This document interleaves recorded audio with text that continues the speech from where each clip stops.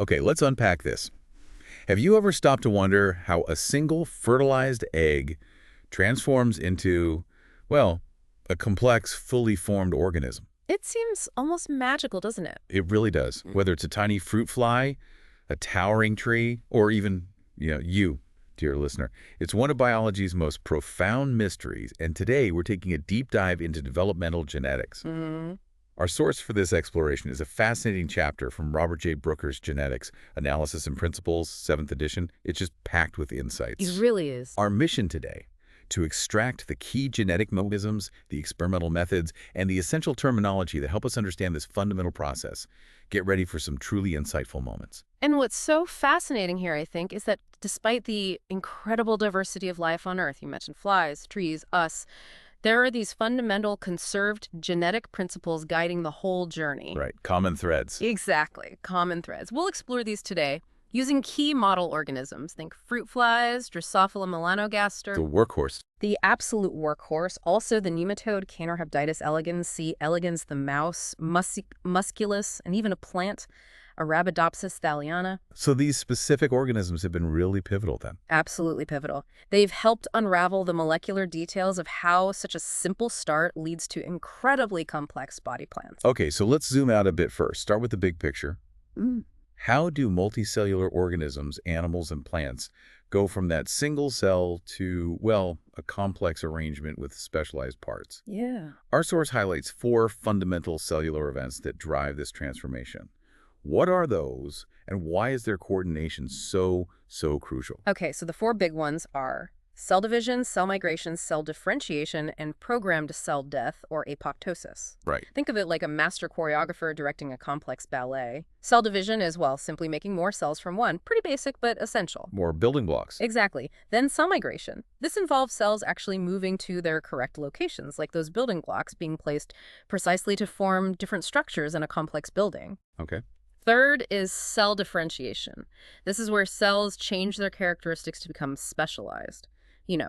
Muscle cells for movement, intestinal cells for absorbing nutrients. This division of labor is absolutely key for survival. Makes sense. And finally, cell death, or apoptosis. This sounds a bit grim, but it's programmed cell death, and it's vital for shaping structures, like forming our fingers by removing the webbing between them during development. Oh, right. I remember hearing about that. Yeah. So the real insight here is how genes act as that master choreographer, precisely timing and directing each cell's move, turning that single cell into something intricate. That's a powerful image, this master choreographer.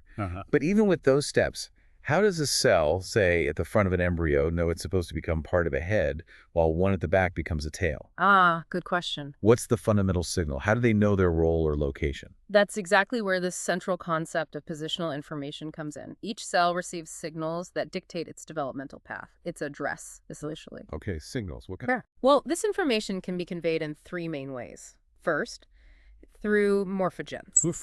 These are diffusible molecules, chemicals, that act in a concentration-dependent manner. Imagine it like a gradient of paint. Okay. A high concentration of a morphogen in one area might signal build an anterior structure, like a head, while a low concentration might signal build a posterior structure, like a tail. So it's the amount that matters. Exactly. The amount is the message. A classic example in Drosophila is the bicoid morphogen. It literally defines the head region. And interestingly, many morphogens are actually transcription factors themselves, directly regulating other genes. Wow. Okay, what's the second way? Second is asymmetric secretion and induction. A specific cell or group of cells might make and secrete a morphogen, influencing only its immediate neighbor. So more localized signaling. Right. And this process, where one group of cells governs the fate of another group, is called induction. Induction, got it. And the third? The third way is by cell adhesion. Cells have these surface receptors called cell adhesion molecules, or CAMs. CAMs. They allow cells to stick to other cells, or to the stuff around them, the extracellular matrix. They get positional cues just from these physical contacts. So who they're touching tells them where they are.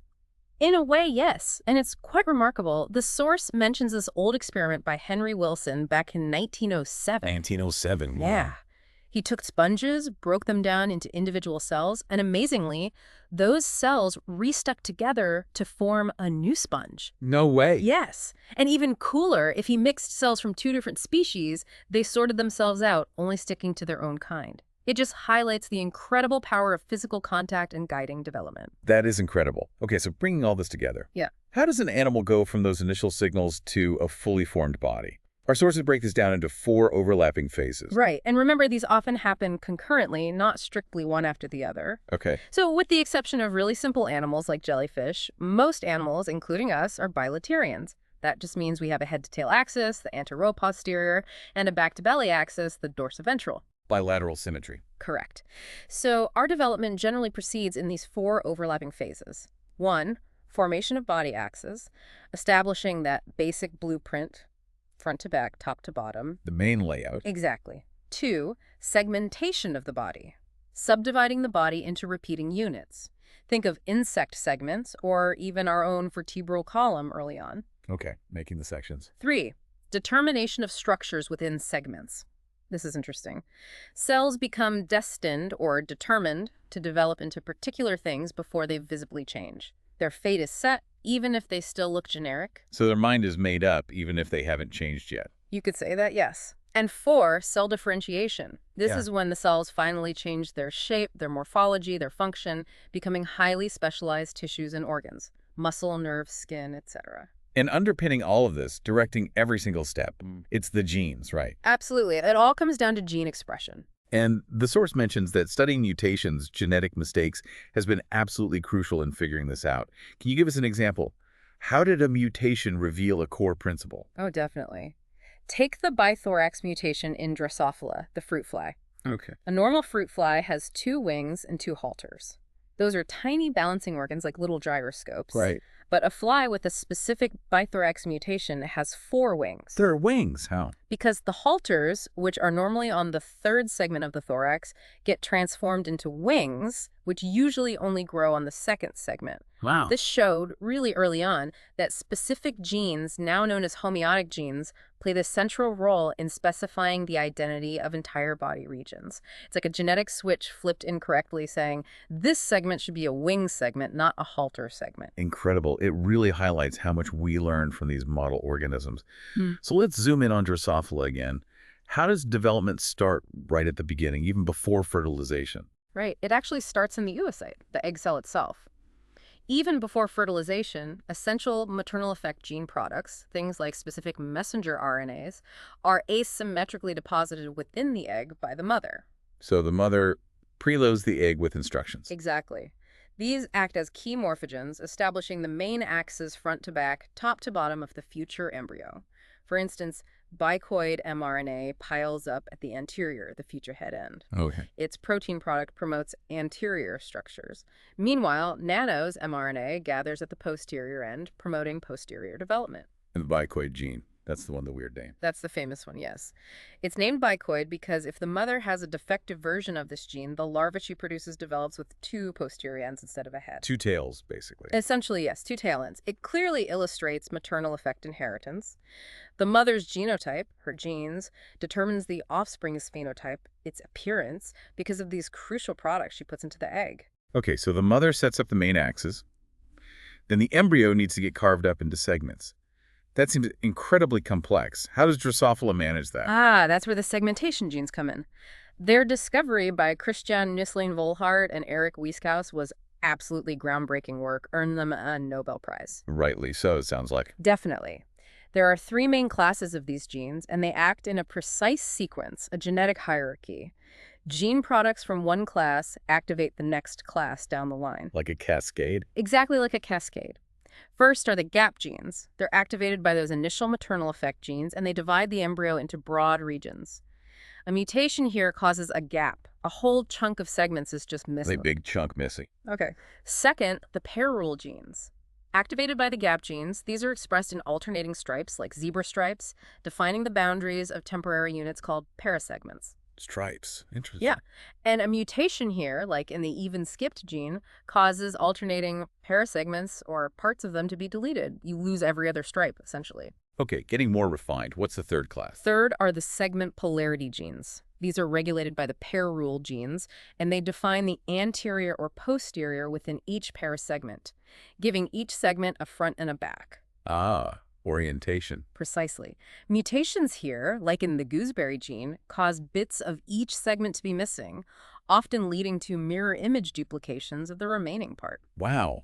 It's amazing how such a complex pattern emerges from this sequential genetic program. It really is. It's like a genetic assembly line creating this highly organized, segmented body plan. So the segments are defined now, but how do they get their unique identities? How does one segment know it should make a wing while another makes a leg? It's like having identical boxes, but each needs to know what specific toy goes inside. That is the crucial role of the homeotic genes we mentioned earlier with the bithorax mutant. They control the cell fate, the ultimate identity of particular body regions. Okay. Drosophila has two main clusters of these genes on its chromosomes, Yeah. the antennapedia complex and the bithorax complex. And what's truly remarkable, really elegant, is that the physical order of these genes along the chromosome directly mirrors the order in which they are expressed along the body axis, from head to tail. So the gene's position on the DNA matches its position of action in the body. Exactly. Gene 1 affects the head, gene 2 affects the next segment, gene 3 the next, and so on. It's called collinearity. That's incredible. And you mentioned the antennapedia mutation earlier. Right, that's another classic homeotic mutation. It's a gain-of-function mutation. Normally, the anapeta gene is expressed in the thorax, where legs form. Okay. But in this mutant, the gene gets turned on abnormally in the head, where antennas usually form. And the result: the fly grows legs sticking out of its head where its antenna should be. Legs for antenna. That's wild. It absolutely is. Conversely, loss-of-function mutations in these genes often cause a segment to develop like the one just anterior to it, showing how vital they are for setting the correct identity. So when we call them master regulators, they're literally acting like molecular switches, turning on entire programs. Precisely. They encode transcription factors. These are proteins that bind to specific sequences in DNA and activate or sometimes repress other ones. Okay. And they all share this conserved DNA sequence, about 180 base pairs long, called the homeobox. Homeobox. The homeobox codes for a part of the protein called the homeodomain. And this homeodomain is specifically shaped to bind into the groove of the DNA helix. It acts as the master key, turning on all the downstream genes needed to build the specific structures of that particular segment. Amazing. Okay, we've seen the precision in Drosophila, but what about that other tiny model organism, C. elegans, the nematode? You said it offers a different lesson, specifically about developmental timing. That's right. C. elegans is studied partly because it's so simple and transparent. It only has about 1,000 somatic cells in the adult hermaphrodite. Only 1,000. Tiny. Very tiny. And the truly unique thing is that the exact pattern of cell division and the developmental fate of every single one of those cells is completely known, mapped out from the fertilized egg all the way to the adult. It's invariant. Every single cell's history is known. Every single one. Researchers like Sidney Brenner, Robert Horvitz, and John Sulston painstakingly mapped this out. This cell lineage diagram is an unparalleled tool. I can imagine. It allowed them to identify mutations that specifically messed up the timing of developmental events. Oh. These are called heterochronic mutations. Hetero meaning different, chronic meaning time. Different timing. Can you give an example? Yeah. What did a heterochronic mutation reveal? Certainly. Horvitz and Sulston found these mutant worms that couldn't lay their eggs properly. The eggs would hatch inside the hermaphrodite parent. Oof, not ideal. Not ideal at all. They amusingly called it the bag of worms phenotype. They traced this defect back to mutations in a gene called lin14. Lin14, okay. Now, depending on the type of mutation, they saw opposite effects on timing. Gain-of-function mutations in lin14 caused events that normally happen only in the first larval stage to happen again in later stages. So the cells acted younger than they were, repeating steps.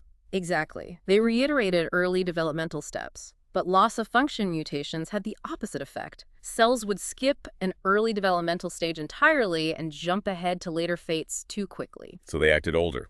Right. It clearly showed that the precise level and timing of lin14 gene expression acts like a developmental clock. Too much or too little or expressed at the wrong time leads to major abnormalities. Fascinating. A single gene acting as a clock. So given these incredible insights from flies and worms, what about us? Vertebrates? Mammals? Do we share these fundamental genetic blueprints? Absolutely, and this is where it gets really exciting connecting it all. Researchers found groups of homeotic genes in vertebrates that are remarkably similar homologous to those Hox gene clusters in Drosophila. Hox genes, that's the vertebrate term. Yes, they're generally called Hox genes or Hox complexes in vertebrates. The mouse, for example, has 4 separate Hox complexes named HOXA, HOXB, HOXC, and HOXD, containing a total of 39 Hox genes. 39. Wow. And just like in Drosophila, the order of these Hox genes along the mouse chromosomes correlates with their pattern of expression along the antero-posterior axis from head to tail. The same collinearity. The same collinearity. It's a stunning example of a conserved body plan across bilaterally symmetric animals, pointing to a very deep evolutionary history for this system. But studying developmental mutants in mice, that sounds much harder than in flies or worms. You can't just screen thousands of mice easily. That's a critical challenge, you're right. Natural developmental mutations are much rarer or harder to find and maintain in mammals. So how do scientists figure out what these Hox genes, or any developmental gene, actually do in a mouse? They use an approach called reverse genetics. Reverse genetics, how's that different from regular or, I guess, forward genetics? Okay, so in foregenetics, like Nusslein Volhard and Vichas did, you find an interesting mutant phenotype. First, like the four-winged fly or the bag of worms, and then you hunt down the gene responsible. Find the effect, then the cause. Right. In reverse genetics, you start with the gene. You identify a wild-type gene you're interested in, maybe because it looks like a known developmental gene from flies. Then you use molecular tools to intentionally create a mutant version of that gene in vitro in a test tube, essentially. Okay, you engineer the mutation. Exactly. And then you reintroduce that engineered mutant gene back into a mouse, usually into embryonic stem cells, to create a mouse line where that specific gene is knocked out or altered, a gene knockout. Ah, okay. Then you see what goes wrong in the knockout mouse. Precisely. It allows you to determine the gene's function by observing the consequences of its absence.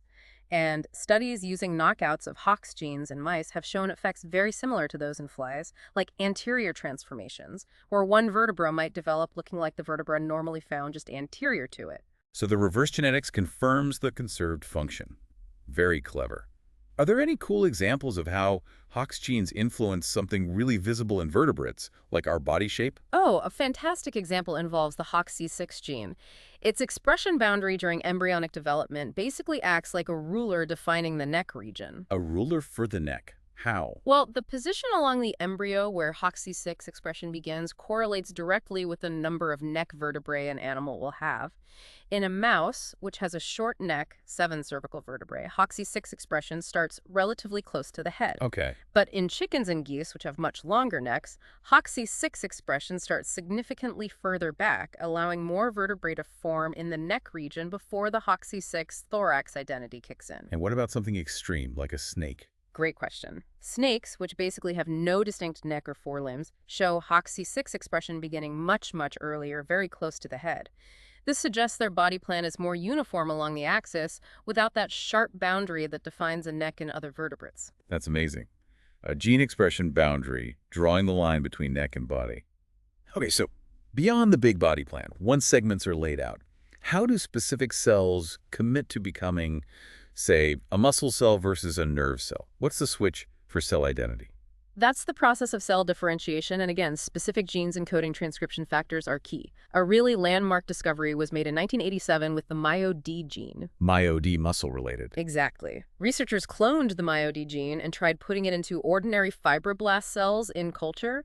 These are cells that normally make connective tissue, maybe bone or fat. Okay. Astonishingly, introducing just this one gene, MyoD, caused those fibroblasts to differentiate into skeletal muscle cells. Just one gene flipped a switch. Just one gene acted as a master switch, completely overriding their previous potential fate and turning them into muscle. That is incredibly powerful. A master regulatory gene for cell type. Indeed.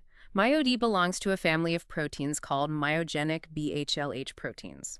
Myogenic means muscle forming, and BHLH stands for basic helix loop helix, which just describes the protein structure that allows it to bind DNA. Okay, so it's a transcription factor family. Right. They have a specific part, the basic region, that recognizes and binds to specific DNA sequences, called enhancers, located near genes that should only be turned on in muscle cells. They activate those muscle-specific genes. Makes sense. Their activity is also very carefully regulated. They often need to pair up, form dimers to work properly. And in early development, before muscle should form, another protein called IDE, the inhibitor of differentiation, can bind to the MyoD protein. Like the inhibitor. Yes. IDE basically prevents MyoD from binding to DNA, ensuring muscle differentiation doesn't happen too early. It's this finely tuned balance of activators and inhibitors that controls the precise timing and commitment to becoming a muscle cell. A very elegant system of checks and balances. Now let's shift gears a bit. Plants. They're also complex, multicellular organisms, but their development looks really different from animals. Very different in some key ways, yes. What are the main distinctions, and how do their genes orchestrate development? Well, one huge difference is that cell migration essentially doesn't happen during plant development. Plant cells are pretty much fixed in place by their rigid cell walls. Ah, okay. No moving around like animal cells. Right. Also, plant development doesn't rely on those maternally deposited morphogens in the egg cell to set up the initial axis in the same way animals do. But perhaps the most remarkable thing about plants is totipotency. Totipotency. It means that many mature, differentiated plant cells retain the ability to de-differentiate and then redifferentiate into every other cell type, potentially regenerating an entire new plant from a single somatic cell. You can grow a whole plant from just a leaf cell. Under the right conditions, yes, it's incredible. Animal cells generally lose this ability very early on, but despite these major differences in strategy, Yes. the underlying molecular mechanisms still heavily involve genes encoding transcription factors that control cell fate and patterning, much like in animals. So where does all this continuous growth and development actually happen in a plant? Where's the source? Plant growth originates from specialized regions called meristems. These are like pools of perpetually young, actively dividing stem cells. Meristems. You have shoot meristems at the very tips of shoots and branches. These give rise to leaves, stems, flowers, and root meristems at the tips of roots, responsible for root growth. Okay, growth centers. Exactly. And the organization within these meristems is tightly controlled by genes to maintain that balance between stem cells and differentiating cells. For example, in the model plant Arabidopsis. The plant equivalent of the fruit fly. Kind of, yes. In its shoot meristem, a gene called WUS, short for Wuschel, tells cells in the center, stay as undifferentiated stem cells. WS says stay young. Right. But those central stem cells then express another gene called CLV3, clavata3. CLV3 protein gets secreted and travels to the surrounding peripheral cells. Okay. And CLV3 acts as a signal to inhibit WS expression in those peripheral cells. This inhibition allows them to start differentiating into leaves or flowers. Ah, so the stem cells tell their neighbors, okay, it's your turn to grow up now. Precisely. It's this elegant negative feedback loop. WS promotes stem cells. Stem cells make CLV3. CLV3 inhibits WS in neighbors, allowing differentiation, which keeps the central stem cell pool small and controlled. Very neat. And like animals with their Hox genes, plants have homeotic genes too, right? Especially for making flowers. Yes, absolutely. And interestingly, the concept of homeotic mutations actually has older roots in botany. People noticed double flowers, where things like stamens were replaced by extra petals way back in ancient Greece and Rome. No kidding. Yeah. The modern understanding for flower development is often explained by the ABC model. It describes how 3 classes of homeotic genes, creatively named A, B, and C, along with a 4th group called seppi genes, work together in combinations to specify the identity of the 4 concentric whorls of a typical flower. 4 whorls. Yeah, from outside in. The sepals, usually green, protective. Then petals, often colorful. Then stamens, the male parts, making pollen. And finally, carpels, the female parts, in center. Okay, sepals, petals, stamens, carpels. How do the ABC genes control that? It's combinatorial. Gene A activity alone specifies sepals in whorl 1. Gene A plus gene B plus SC genes specify petals in whorl 2. Gene B plus gene C plus SCP specify stamens in whorl 3. And gene C plus SCP alone specify carpels in whorl 4. Genes A and C also sort of inhibit each other. So different combinations of genes turn on in different rings. Exactly. And here's the really mind-blowing part revealed by mutants. If you make a triple mutant where genes A, B, and C are all defective, What happens then? No flower. You get a structure, but it's composed entirely of leaves where the flower part should be. Under leaves. Seriously. Seriously. This strongly suggests that the leaf is actually the default developmental program for those structures, and the ABC homeotic genes function to modify that default leaf program to produce the specialized floral organs. Wow, so flowers are basically just highly modified leaves. That's the idea. An idea, by the way, first proposed by the poet and scientist Johann Goethe over 200 years ago, long before genes were known. Genetics confirmed his intuition. That is truly fascinating. Okay, one last fundamental developmental process. Yeah. Sex determination. How do genes direct an organism down the path to becoming male or female? Right. Sex determination is a perfect example of a developmental switch, a genetic regulatory cascade that gets triggered early in embryogenesis. The specific trigger varies a lot between species, but it's always fundamentally controlled by genes. Let's compare Drosophila and mammals. Okay. In Drosophila, it's not simply the presence of a Y chromosome, like in humans. It's the ratio of X chromosomes to sets of autosomes, the non-sex chromosomes. We call this the XA ratio. Yeah, ratio matters. The ratio is the key. Flies with two X chromosomes have an XA ratio of 1.0 and they become female. Flies with one X, XY, or XA have an XA ratio of 0.5 and they become male. Okay, ratio sets the stage. Then what? The key gene that reads this ratio is called SXL, which stands for sex lethal. In females, the high 1.0 ratio leads to the early activation of the TexX cell. And critically, the TexX cell protein then does something clever. Yeah. It feeds back and ensures that its own messenger RNA is processed correctly to make more functional sex cell protein. It's an autoregulatory loop that locks in the female pathway. So it boosts its own production. Yes. Then, this active sex cell protein acts as a master regulator of RNA processing for other key sex determination genes, like trait transformer. It controls how their pre-mRNAs are spliced. Splicing, like editing the message. Exactly. Alternative splicing. Sexl and SXL ensures CRAM-RNA is spliced into a functional female form. This cascade continues, ultimately leading to female development and behavior. And in males? In males, the lower 0.5 XO ratio means functional sex cell protein isn't made early on. Without XL, the mRNA gets spliced into a non-functional form. This absence of functional triprotein allows male development to proceed. It's a cascade initiated by that initial XAO ratio reading. Wow, quite an intricate cascade based on chromosome counting and RNA splicing. So how does this compare to mammals, like us? Is it simpler or just different? It's different, arguably a bit more straightforward in the initial trigger. In most mammals, the primary determinant is the presence or absence of a single gene on the Y chromosome, the SRY gene. SRY stands for? Sex-determining region Y. If an embryo has a Y chromosome with a functional SRY gene, it will develop as male, regardless of how many X chromosomes it has. So SRY is the male switch? It is. SRY encodes a protein called the testis determining factor, or TDF. TDF is a transcription factor. Its main job seems to be to turn on another key gene called SOX9. Okay, SRY turns on SOX9. Right, and SOX9 is really crucial for promoting the development of the embryonic gonads into testes. Once the testes form, they start producing hormones, especially testosterone, and those hormones then drive the development of all the other male characteristics. And in females? Yeah. No SRY. In females, there's no Y chromosome, so no SRY. Without SRY, SOX9 doesn't get strongly activated in the gonad. Another gene, DAX1, which is on the X chromosome, is thought to play a role in actively inhibiting the male pathway and allowing the gonad to develop into an ovary. So it's still a genetic switch, but initiated by the presence or absence of SRY, which then triggers hormonal cascades. It's amazing how these fundamental pathways, though different in the specifics, rely on these cascades of gene activation. Absolutely, turning genes on and off in the right sequence and place. So from the subtle gradient of a single morphogen to the complex interplay of transcription factors, alternative splicing, homeotic genes, it's just crystal clear that development fly, plant, human is this truly astonishing genetic symphony. It really is. The way life builds such staggering complexity from a simple fertilized egg, Yeah. it's just one of the most compelling stories in all of science, and it's being unpacked gene by really incredible researchers.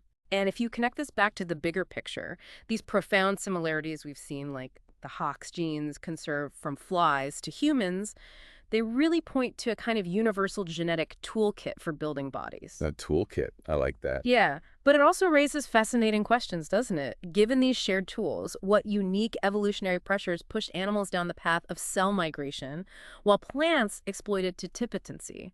Why these different strategies using similar underlying genetics? Right. How did evolution tinker with that toolkit in different lineages. Exactly. It's a thought that really highlights the incredible flexibility and adaptability of life's genetic programming. Absolutely. Definitely something to mull over, perhaps over your next cup of coffee. Thank you so much for walking us through that. My pleasure. It's fascinating stuff. And thank you for joining us on this deep dive into developmental genetics. We truly appreciate you being a part of the Last Minute Lecture family. Until next time, keep learning, keep questioning, and stay curious.